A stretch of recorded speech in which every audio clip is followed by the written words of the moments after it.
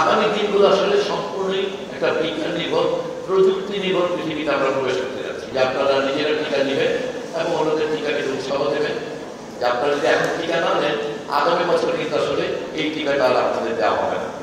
এই ব্যাপারগুলো আসলে মানে আমরা এইভাবে বলতে চাই না। আপনার টিকা সবসময় এটা হচ্ছে সরকারিভাবে যে রাষ্ট্রীয় কর্মসূচি, সেখানে টিকাটা দেওয়া হবে না। এর মানে এই না যে আসলে টিকাটা আপনারা পাবেন না, কিন্তু তখন সেটা ব্যক্তিগতভাবে নিতে হবে।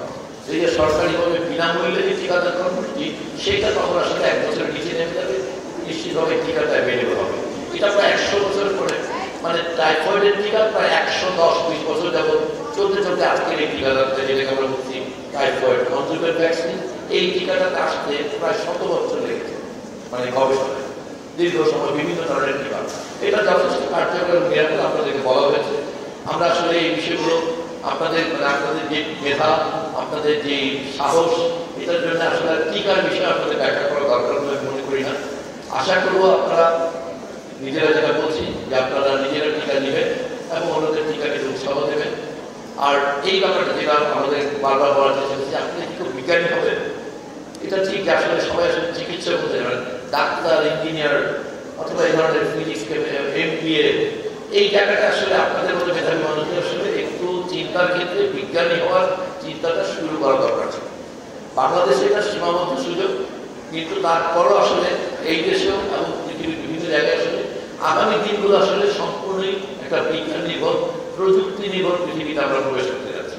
অতএব আপনারা দেখেন আজকে এখানে দেখেন, আপনারা দেখছেন বারবারই QR কোড। আজ থেকে ভাবা যায় কিছুদিন আগে এরকম একটা QR কোড স্ক্যান করে রেজিস্ট্রেশন করা, আজ থেকে 5 বছর আগে তো আমরা এটা ভাবতে পারতাম। তাহলে যে দ্রুত প্রযুক্তি পরিবর্তন হচ্ছে, নিজেদেরকে আসলে এই প্রযুক্তির জন্য নিজেদেরকে প্রস্তুত করা। আমরা বলি বারবার যেমন আর্টিফিশিয়াল, আপনি যদি ক্যামেরা নিয়ে কথা বলবেন না, কারণ আপনার ফোনে আপনি গুগল বা ChatGPT করলে আমি যা বলবো তার 10 গুণ আসলে জানতে পারবেন এখনই। আপনাদেরকে টিকা সম্পর্কে বলা, বাংলাদেশের টিকার কি সাফল্য, এগুলো আপনাদের 30 সেকেন্ড থেকে 1 মিনিট লাগবে আপনার ফোনে দেখতে পাবেন, এবং সেটার তুলনায় আমার কথাটা অনেক কম হবে। অর্থাৎ এরকম একটা প্রযুক্তি ট্রানজিশনের সময় বাংলাদেশের লিডিং স্কুল হিসেবে এবং স্কুল কলেজ যাই সেটা হিসেবে বিকারণের ছাত্রীদের একটা বিরাট দায়িত্ব আছে, দেশকে ডিরেক্টলি দেওয়া। আমি আশা করি আজকের এই সুযোগটা শুধুমাত্র টিকাদান ক্যাম্পেইনের একটা উদ্বোধন না হয়ে এটা আসলে আপনাদের মগজে একটা নতুন জগতের উন্মোচন হোক। আপনারা যেন চিকিৎসা বিজ্ঞান তথা মানবতার কল্যাণের জন্য আপনাদের ভবিষ্যৎ পেশা নির্বাচনের সময় এগুলোকে মাথায় নিতে পারেন।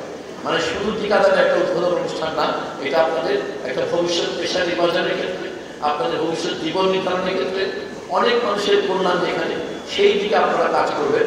এবং এই রাষ্ট্রটাকে আসলে অথবা আপনি যেখানে থাকেন না পৃথিবী, এই ব্যাপারটা যেন অনেক মানুষের কল্যাণ হয়।